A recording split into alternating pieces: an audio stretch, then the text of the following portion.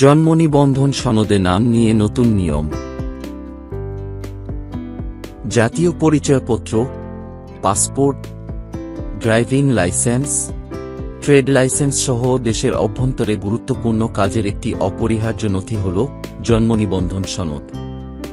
জন্মসূত্রে একজন ব্যক্তির নাগরিকত্বের পরিচয় ধারণ করে এই জন্ম নিবন্ধন সনদপত্রটি।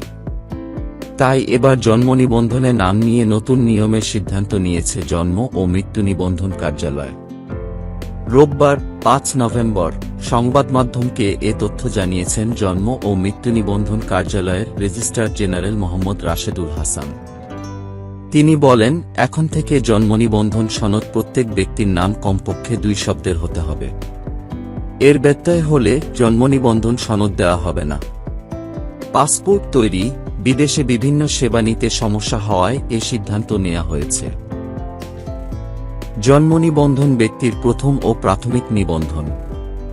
জন্ম নিবন্ধন সনদ ব্যক্তির ও ব্যক্তির বাবা মায়ের পরিচয় বহন করে। এ নিবন্ধনের উপর ভিত্তি করে ব্যক্তি জীবনের পরবর্তী সব নিবন্ধন হয়ে থাকে। তাই শুধু ডাকনাম বা এক শব্দ বিশিষ্ট নাম উল্লেখ করে জন্ম নিবন্ধন করা যাবে না। তবে নাম ২ শব্দের বেশি হতে পারবে। তিনি আরও বলেন, এখন থেকে সখিনা, মর্জিনা বা রশিদ এ ধরনের এক শব্দের নামে আর জন্ম নিবন্ধন সনদ ইস্যু করা হবে না।